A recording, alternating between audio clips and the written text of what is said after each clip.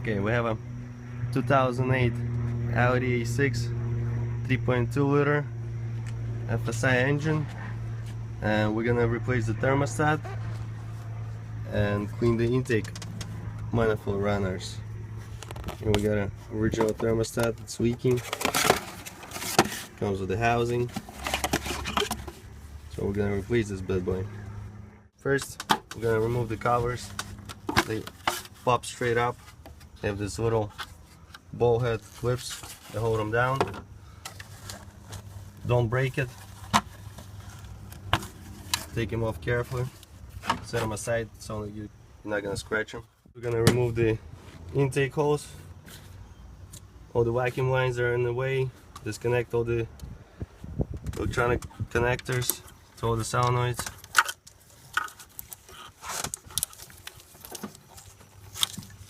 Once again, to disconnect the connectors, you have to press on it and then pull on the tab and slide her off real carefully. Press, pull on tab, slide her off. Take them out very easy. If you're just gonna try to pry the tab, you most likely gonna break the tab and not gonna take the connector off. So you gotta press it like you're trying to lock it, pull on the tab, and then slide it off. Okay, you have two clamps holding the intake pipe. A 7mm. Loosen it up. Take it off one side, take the other side off carefully. Don't drop the clamps. There's a vacuum hose going behind the engine. You have to disconnect that.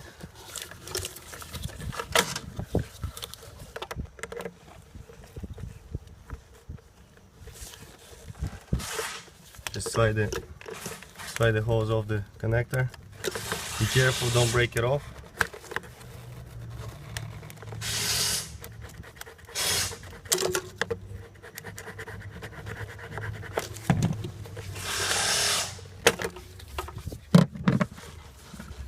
Unclip the vacuum hoses, take the pipe out. Now we have a purge valve in the way. We're gonna take this one line off the charcoal canister of the valve, and we're gonna leave the valve sitting right where it is. We're gonna disconnect, take the clips off the wiring harness. Be careful, try not to break the clips. So in the end it's gonna look neat when you put it back together.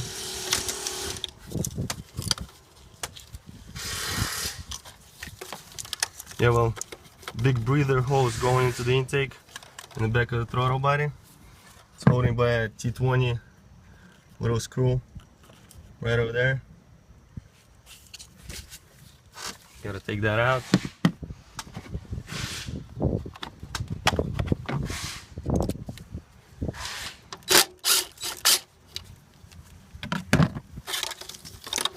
And then you could take pry the bracket off and slide the hose out. Try not to break it. That hose is probably very expensive. Alright, you have to disconnect this lower vacuum pipe. There's a little clip that holds it down to the throttle body bracket. You have to unclip it before you try to remove the intake manifold, because you could easily break it.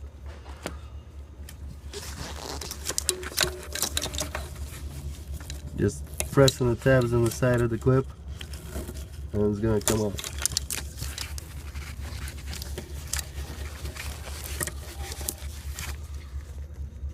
Now we're gonna disconnect the vacuum lines.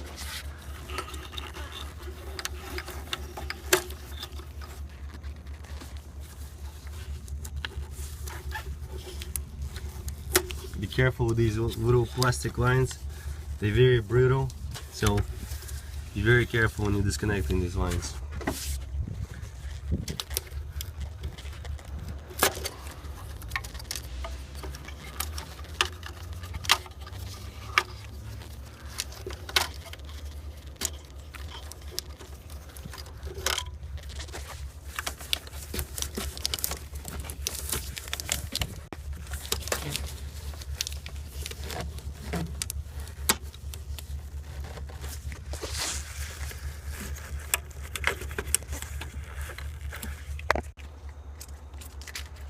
Okay, now we're gonna remove the screws holding the upper intake manifold down, the T30 Torx.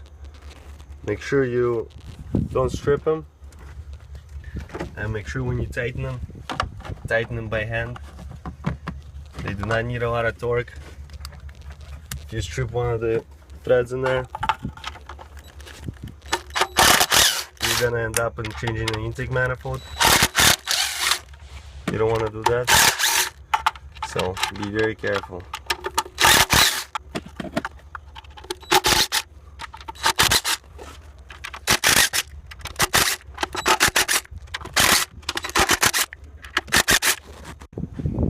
Okay, now take all the bolts out. You don't want to drop them anywhere, especially into the intake.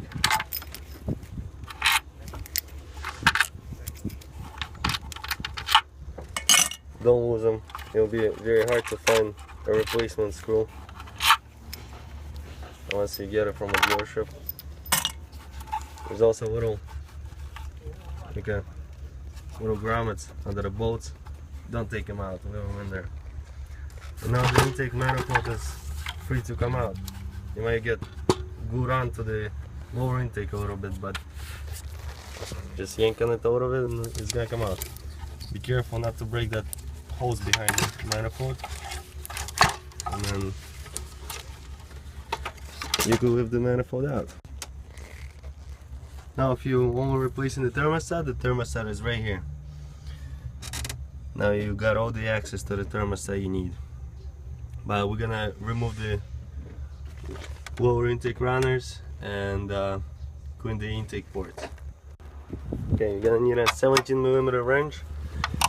Loosen up the fuel line nuts from the pump and from both fuel rails. Let the fuel pressure out.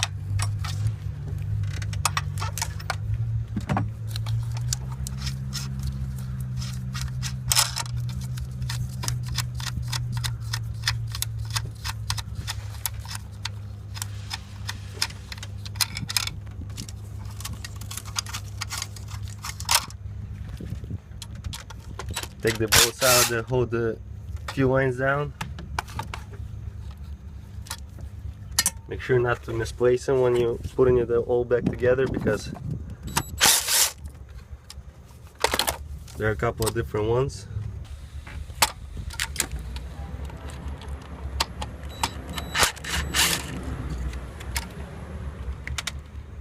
Don't lose them, and make sure you bolt them back down. And make sure you do not bend the fuel line, because then it's gonna be hard for you to put it back on. Then you got a 14mm nut holding the fuel supply lines.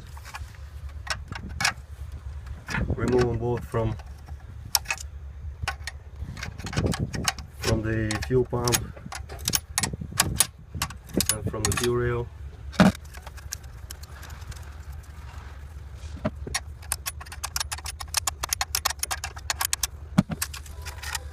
Unbolt the little bolts that hold down the fuel line.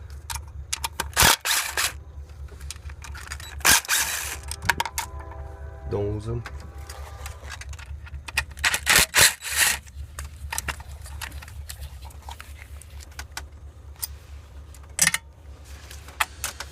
You're gonna need to unbolt one more bolt here, right next to the pressure sensor, so you could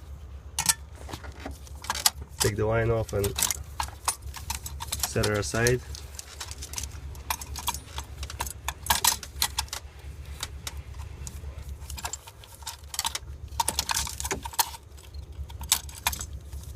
Disconnect the fuel pressure sensor.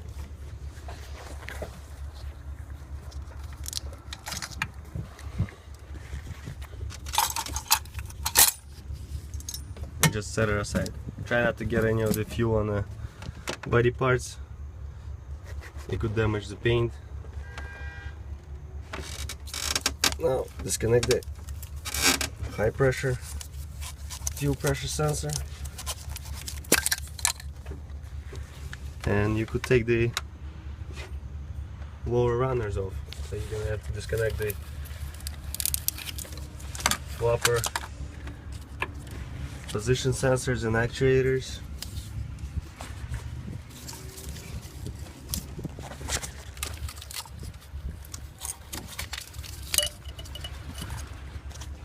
Then you have two 10mm nuts holding the fuel rail and the lower intake down. Then you have 5 T30 Torx bolts holding the runners down. Look around the intake runners, make sure you don't have any dirt. If you do have anything around the intake runners, like over there, try to take it out so it doesn't fall down into the cylinders.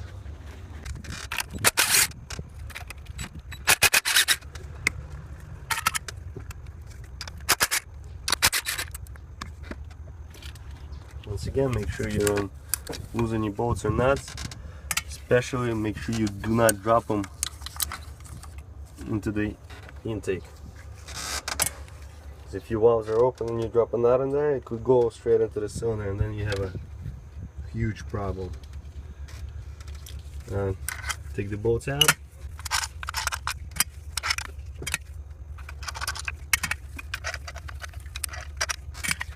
And now you can take the fuel rail off. Be very careful. There are injectors that's still connected. Some of them are gonna stay inside the head. They could come out, they might stay. So before you start this job, you definitely need to get injector seal kits for all the cylinders, and you should replace them every time you take it off.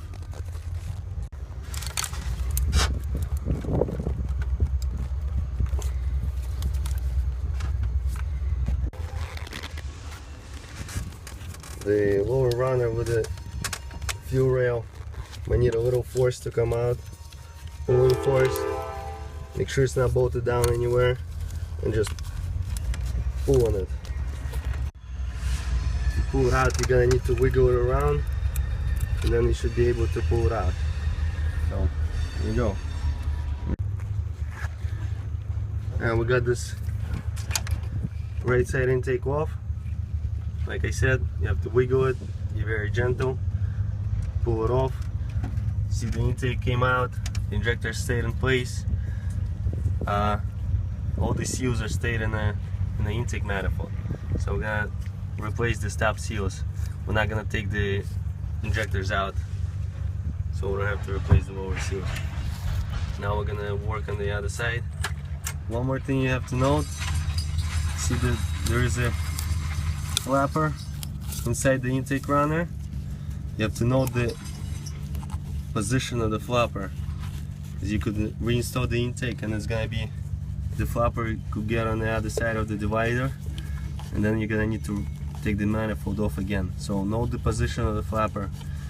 All the flappers should be on the inner to the inside of the divider. We got our manifold. This is the left side. The flap is on the inside, so when you reinstall it, you have to put it on the inside of the divider. Otherwise, you're gonna need to take the manifold off again.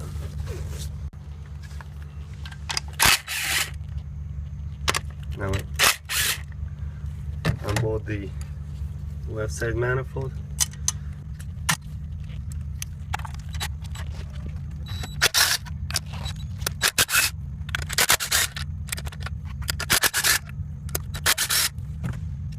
Again, take the bolts out, don't lose them, don't drop them.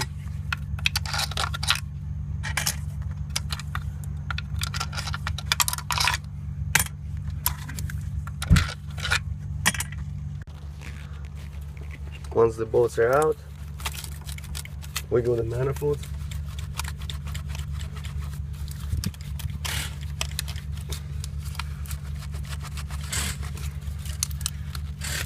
And gently take it out.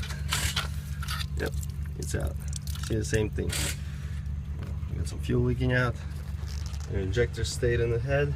now we got access to our intake ports. What do we have? These are actually not that bad. This customer is driving the car mostly on the highway, a lot of miles a day. So those actually are not in very bad shape. Stick it pliers and pull the wires out. See, got all the gunk on them.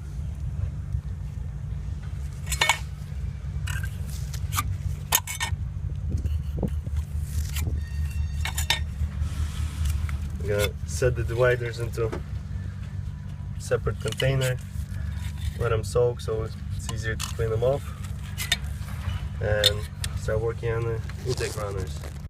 So we just soak the intake dividers in the purple power. They're gonna stay there until we finish cleaning the intake, and then we're gonna clean them with the wire brush.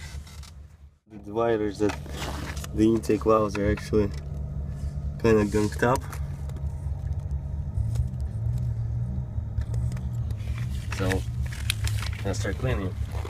Funny thing that I actually noticed that a lot of dealerships suggest you use injector cleaner. You put it in the fuel tank to clean the intake ports, which makes me wonder, because in reality your injector cleaner that you put into the ports, or that you put into the tank, never gets to the intake ports. So I have no idea why dealerships would suggest that, because it really does no difference to your intake valves or intake ports, because it simply never gets there, because you have, it's a FSI motor, you have injectors spraying right into the cylinder. So in other words, whenever somebody suggests you put an injector cleaner into your fuel tank and you have a direct injection engine in your car, and they tell you that it's gonna clean out the gunk from the intake manifold runners, that's not true. So don't do that, unless I believe Volvo is coming out with some secondary injection system to clean the intake runners, but Audi's not yet. Okay, so we got the intake, lower intake off. Now we got the intake runner dividers out. Now what you have to do is you have to know that which cylinders the intake valves are closed and which are open. This thing stopped in such a position that we got 5 cylinders that are closed and only this one is open. So now, first I use my little flathead screwdriver to scrape the runner walls off. Maybe take some of the gunk off the valves as well. Don't try not to scratch it excessively, but if you do scratch the walls or the valves, it won't make a huge difference. Just the gunk is gonna accumulate a little bit faster in those spots that you scratch. So, but you don't have to worry about damaging the valves by scratching them, because the valves are in closed position. This is as high as they're gonna go, so even if you scratch the valve stem, it's not gonna go any higher, and it's not gonna damage any of the guides or seals.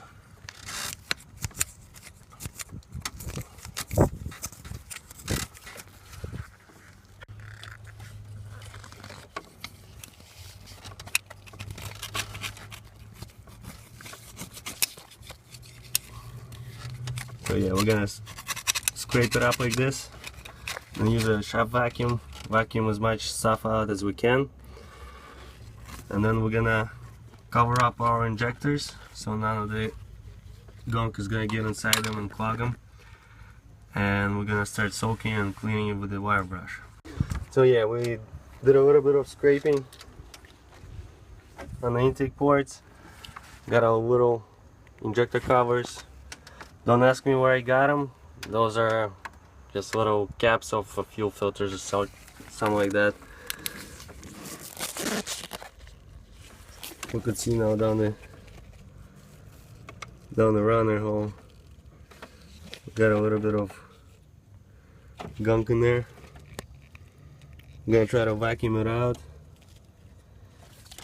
and soak it with the chemicals to help break it apart. Whatever you do, don't soak it before you scrape the intake runner walls, because if you're gonna soak it in with some chemicals, it's gonna become gooey and it's not gonna scrape off very good. It scrapes off great when it's still dry.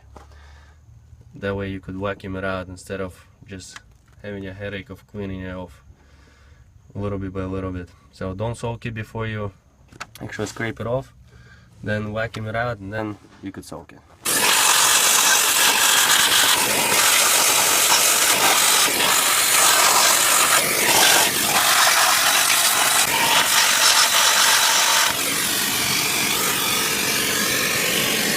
So we did our first round of scraping.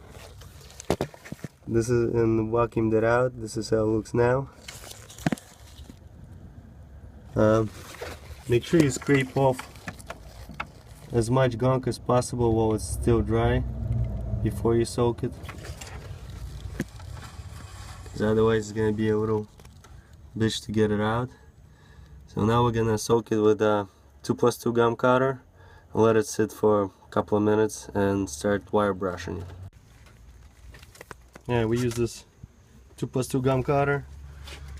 Just fill up the intake ports all the way to the top, and we're gonna let it sit for like 15-20 minutes and start wire brushing the ports. Right, now we take our little drill with a little wire wash or a brush and start scraping the sides of the intake panel.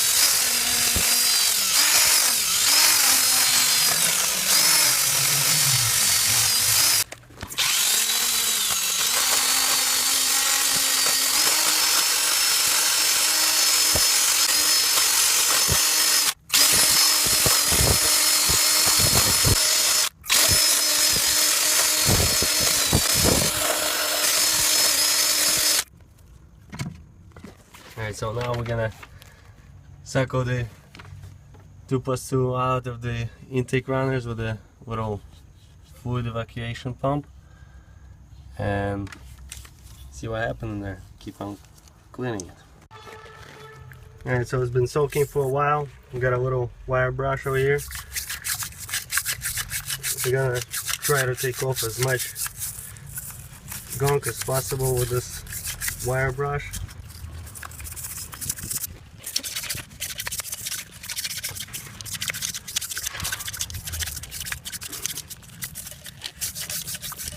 Be careful with the injectors. Make sure nothing gets sprayed, dropped, or anything like that into the injector. Even a little dust particle could damage the injector. See, we kinda getting there. We're gonna soak it one more time, maybe scrape some more with a little screwdriver, and gonna soak it again. So after a couple of turns of soaking and scraping and soaking and scraping again, we got our valves to look approximately what we wanted to.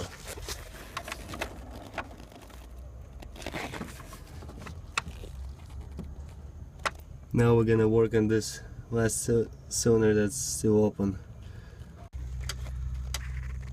Now we need to turn the engine just a bit so that last cylinder closes the intake valves.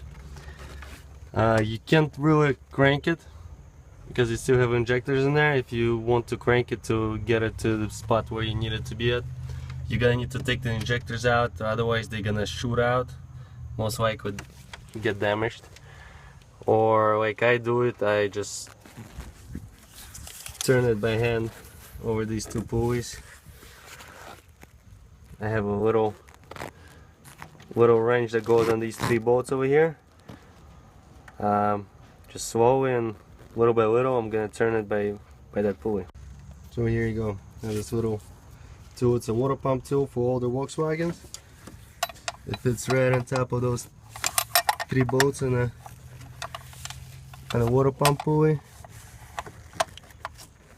And if you turn it slow enough, you'll be able to turn it with the motor. If it skips, just press on the belt and tighten the belt down by hand, or help it with by the next pulley down. And always watch the valves. You don't need to turn it a lot to close the valves down.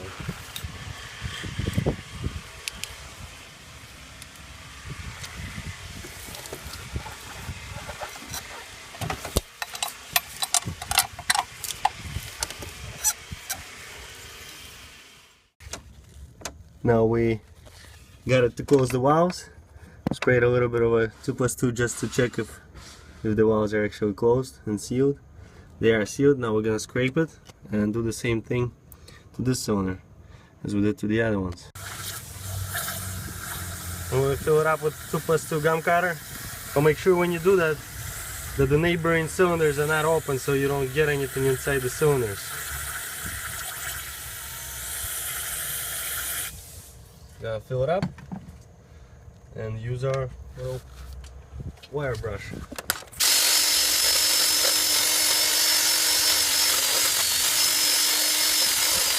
I got other parts all over the place. Those wire brushes usually don't last long.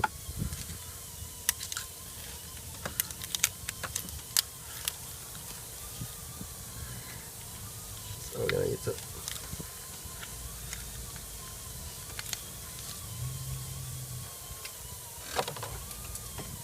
You're gonna have to use several of them for one car.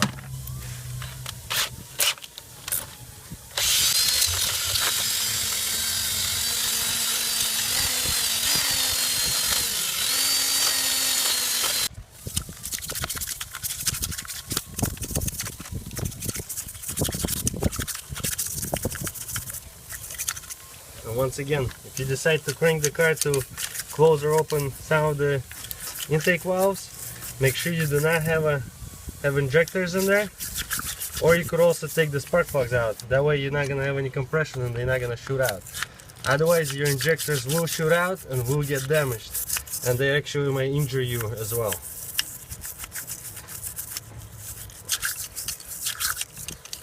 Especially on the E6s where some of them have that automatic cranking. This is very easy to do.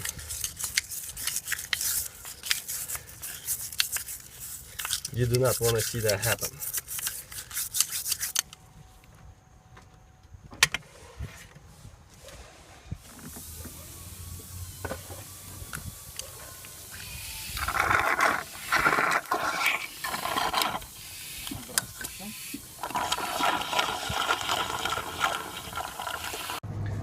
Okay, so we got the last cylinder cleaned out. Now we're gonna do the thermostat and put it all back together. Alright, doing the thermostat, cover up all the intake ports so nothing gets in them. I use rags because you really don't want to find out that something went into the cylinder and ruined your engine. So just out of precaution. So now, as you see, we got a lot of residual coolant around the thermostat. Make sure you open the tank to depressurize the coolant system. If you have any pressure in there, just in case, always open the tank up. Try to catch all the coolant so it's not gonna go on the floor. Put a drop pan in there.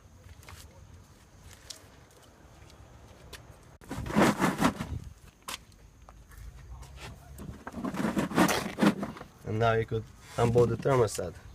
There's T30 Torx screws. Before unbolting it, actually take the clamps off. It's much easier to take them off when the thermostat is still bolted. Take them off and slide them into the part where of the pipes basically.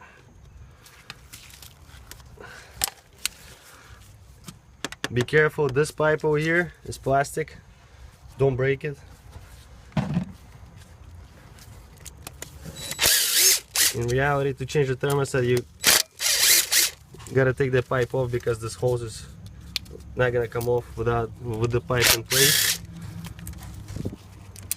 What we're gonna do, we're gonna try to twist the thermostat around to get the hose off.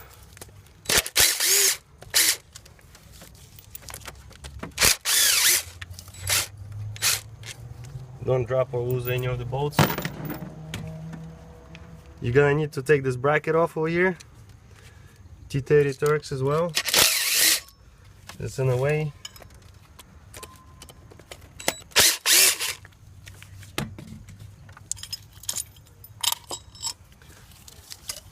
Now we're gonna break the thermostat loose.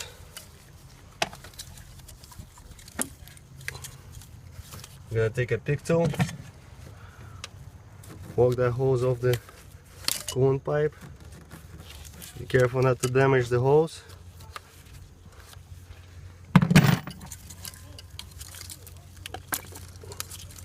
And we're gonna twist the thermostat out.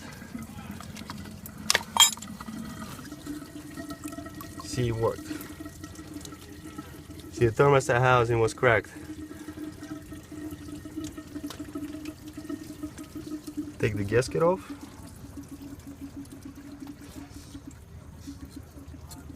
Make sure you clean all this debris out after cleaning the intake.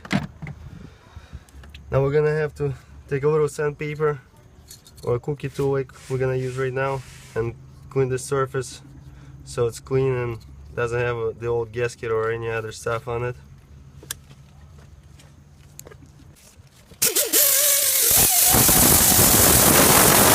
Make sure when you're doing this, you're only cleaning it and not actually penetrating the body, because this is a block. If you make a groove in it, it's gonna be always leaking and you're gonna have a big problem. I'm gonna put a little bit of a high-tech gasket sealant on it. It's nice stuff. It's like a glue. It's not a silicone, so it's not thick. It's very liquidish. Put some of it on the gasket. And now we're gonna have to use our trick, putting the thermostat back in again. Just be careful, don't rip the gasket while doing that. We're gonna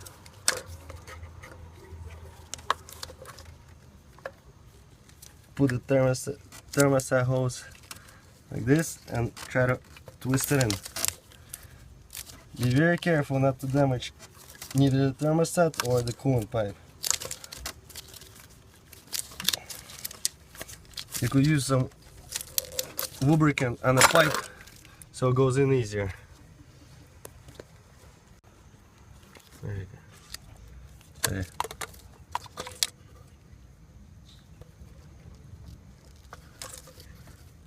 So we'll loop the pipe so it goes in easier. Now we're gonna try to twist the thermostat back in.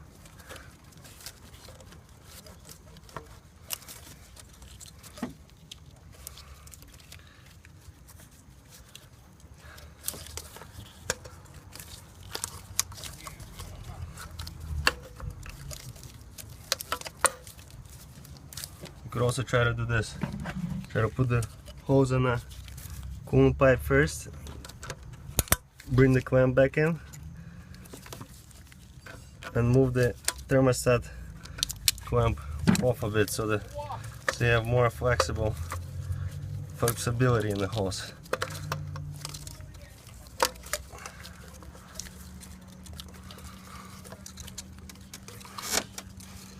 Just double and triple check to make sure that the gasket is sitting still in place where it was.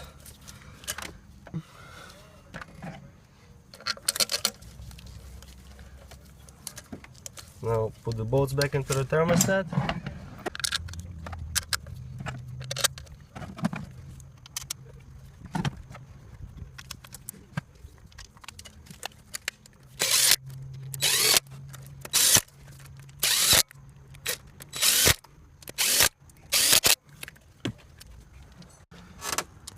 Now we're gonna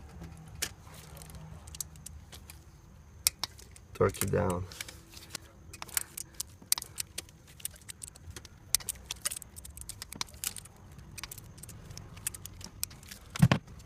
Now put the clamp on the thermostat.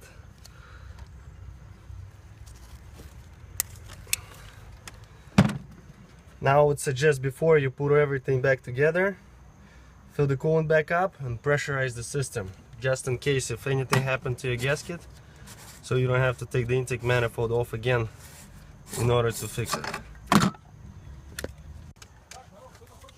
We're gonna bleed the system through this little hose over here to make sure that your thermostat is submerged into coolant.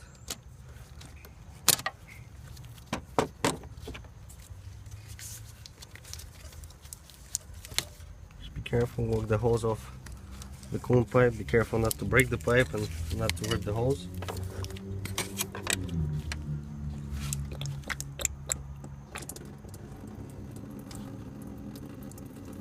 Okay, at this point we know that the thermostat is filled with water, or with coolant. So now we could pressurize the system and make sure that there is no leak at the thermostat.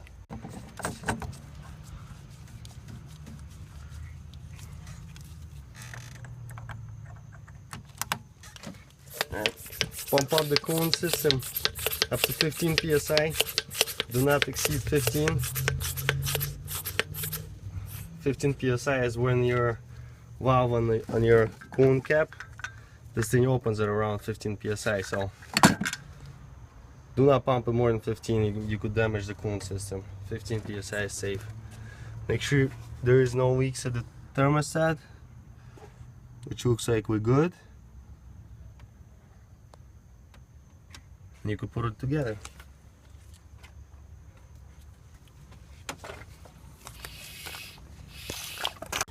Now put the fuel line bracket back in.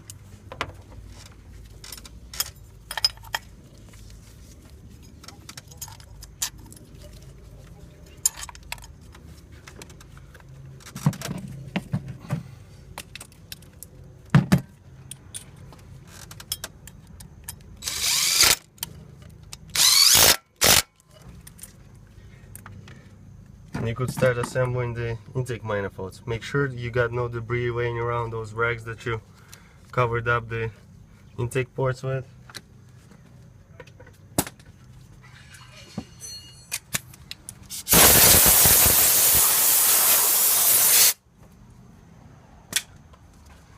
Take them out carefully. Check to make sure there's nothing that fell into the intake ports. Make sure there's nothing laying on top of the rag, so when you take it out it doesn't fall inside. Now you could take the caps of the injectors, install new injector seals. Make sure the surfaces where the intake manifold is going to be sitting on are clean.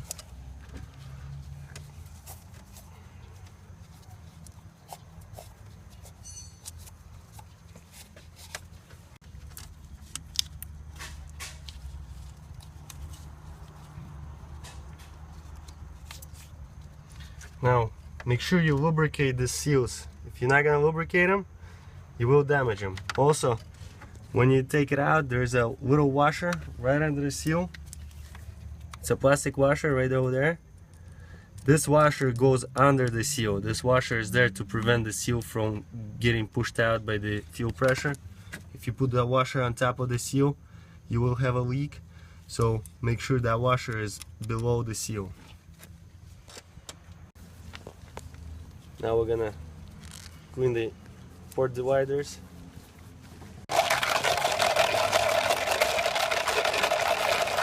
Okay, the dividers go in like this with a bigger, when you're looking from the flat spot, the bigger portion of this guide is gonna be on the inside. They go in either way.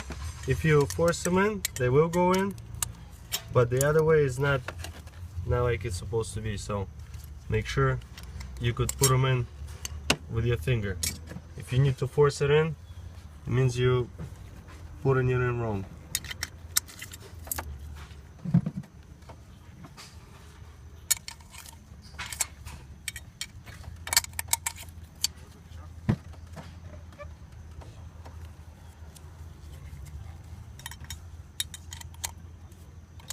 So when you put them in, they have to go in by hand with the finger. You do not have to put pressure on them to go in. So the wires are in. We're gonna put the lower intake runners. Place the intake gaskets. We'll lubricate the injector seals.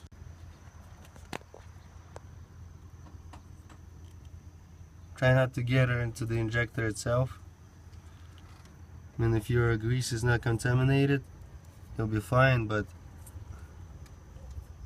just in case, go put the grease only on the O-rings. Now put that high-tech gasket sealer on the intake gaskets. There's 2 guide pins. You have to align this studs with the holes, and this is the most important thing. When you look inside the intake manifold, inside the runners, make sure the flap is on the inside, because it could go on the outside. When it goes in the outside, it's not gonna work. Make sure the flap is on the inside, and then press the intake in. Once again, make sure that this flap over here is on that side, on the inside. It's gotta be, the flap has gotta, all the flaps are gonna be facing into the engine. If they're on the other side of the divider, on that side, that's wrong. You're gonna need to remove the intake manifold if you're gonna install it like this. It will install, but it will not work. Alright, do the same thing with the other side. Align the guide pins. Slide it down carefully. Make sure the runner is on the inside and press it in. If you feel some restriction, like some resistance, and it doesn't want to go in, then probably something wrong with your injector seals. So take it off and check it again. Now the 2 little nuts on one side, the 10mm, 2 nuts on the other side. Make sure before you bolt it down that your lower intake runners are sitting flat. See, they all the way in, and you don't have to force them in, they're already there. Put the bolts in. Don't mess these bolts up with the upper intake screws. Those are bolts. The upper intake screws are screws, so don't misplace them.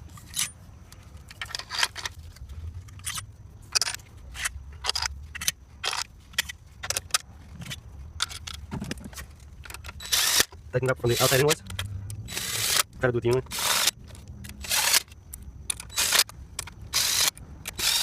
Make sure nothing gets caught in between the manifold and the cylinder head.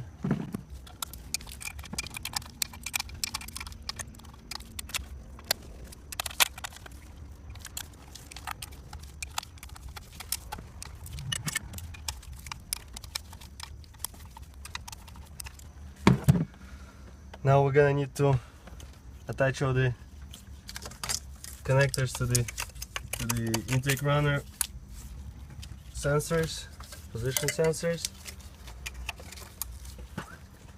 and the high pressure fuel line pressure sensor, and install the fuel lines.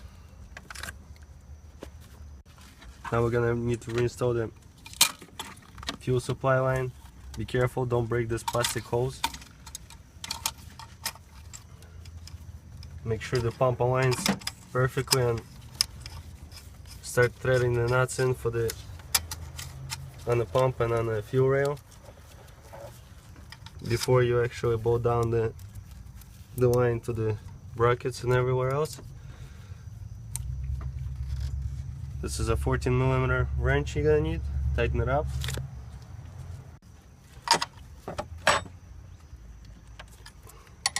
Don't over torque it, be careful. Oh. It's not a good idea to break this things. Now you could install the little mounting bolts.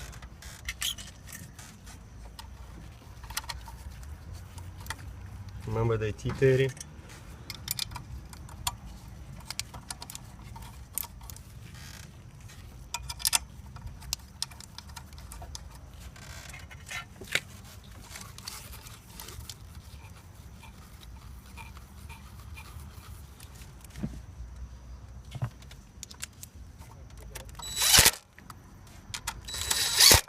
Also, don't go crazy on those bolts. They don't need to be super tight. Connect the low pressure fuel pressure sensor and install the other fuel line. Just swipe the low pressure line, align it first.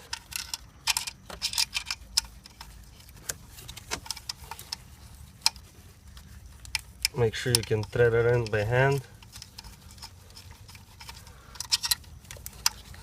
Never use a wrench to start these nuts onto the thread.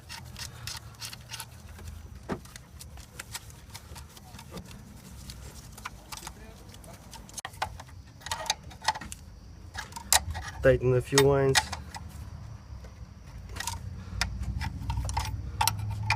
Don't go too crazy on the torque.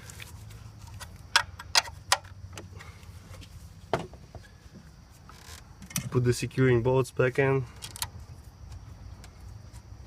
It's actually, there's a screw in here, not a bolt.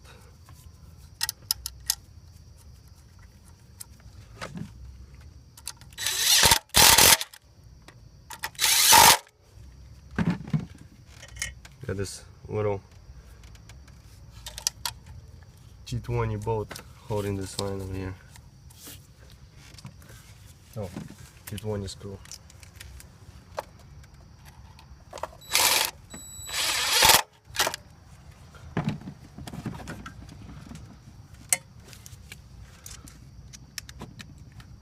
Okay, now we're ready to reinstall the upper intake. The same thing, clean these surfaces, make sure nothing fallen inside, make sure all your flaps are on the inside, and you could open it by finger. Just easy way to check. If you can open it, you're good. If you can't open it, then you installed it incorrectly and it's on the wrong side of the dividers. Double check all your connectors, all your fuel lines, make sure everything is good and intact. I'll put a little bit of high-tech sealant on the intake gaskets as well. Make sure you replace them as well. This little hose over here goes in between the throttle body over there. See this little opening? That's where one side of that hose goes into. The other side goes around the throttle body neck.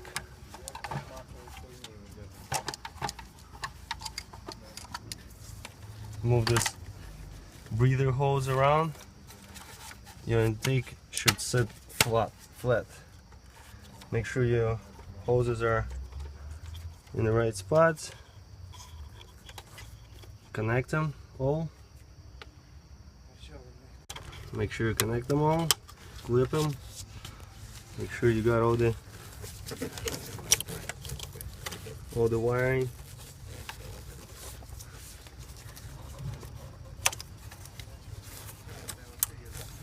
Connected. Okay, that's it.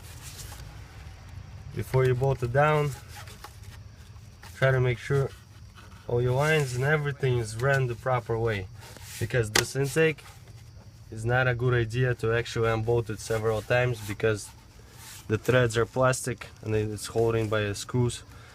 Once you mess up the thread in there, you're gonna need a new lower intake runners. So make sure from the first time that you're installing it right. Make sure all the wires are reaching to the right spots. where they need to go. Make sure they're all connected. Insert the breather hose back in. There's a little T20 screw that holds it. Yeah, we got this little T20 screw in the back holding that breather hose.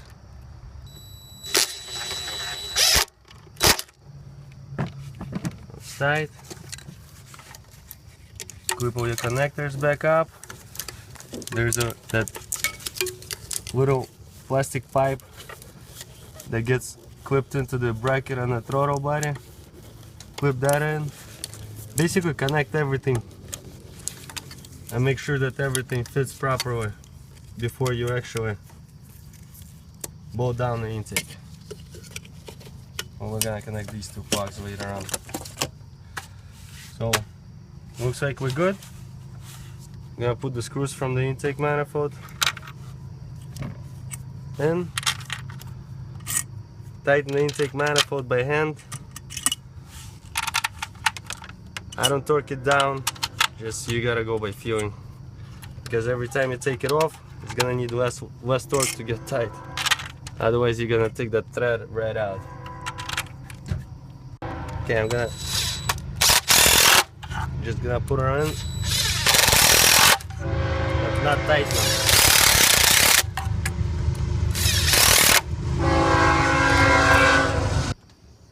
Just remember, I'm not tightening it down. I'm just bringing it to the point where I'm gonna have to tighten down.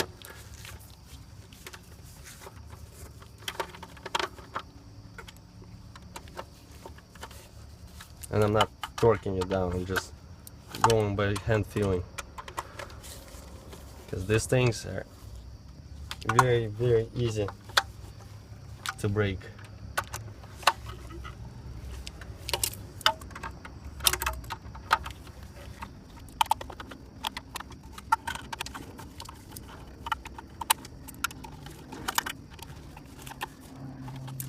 Okay, now we're gonna put the intake pipe back in.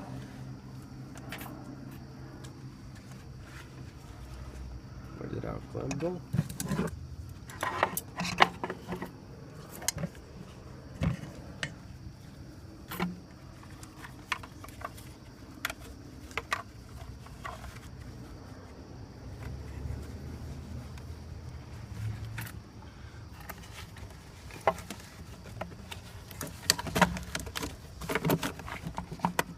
Make sure you don't kink it on the bottom of the airbox or throttle body.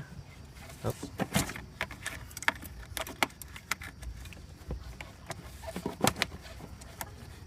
There's a special place for that hose clamp. There's like a little indent where it's supposed to be sitting.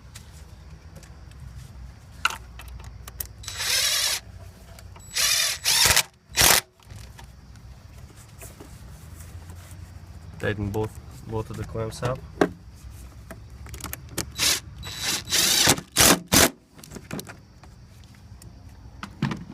Don't forget, you got a little breather hose going in the back. Put it back on.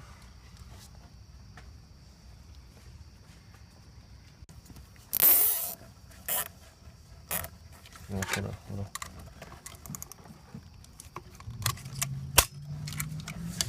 zip tie down in there. Then run the evap purge valve hose back up to the purge valve. Connect it. Put a clamp on it.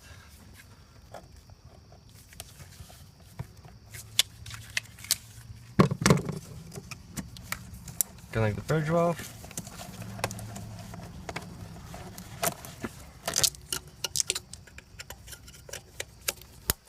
Connect the throttle body.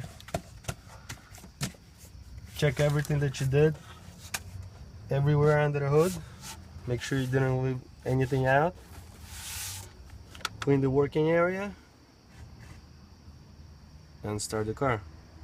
Just for safety, to make sure if any of the stuff you were cleaning the intake with got into the cylinders, there is a chance of a hydro lock.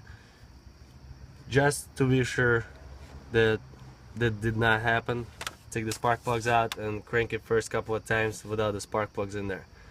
If you're 100% positive that nothing got into the cylinders, I'm talking about liquids. If something hard got into the cylinder, you're screwed. But if you're 100% positive that none of the liquids got into the cylinder, in any of the cylinders, you could start her up like this. I'm gonna try to fire her up.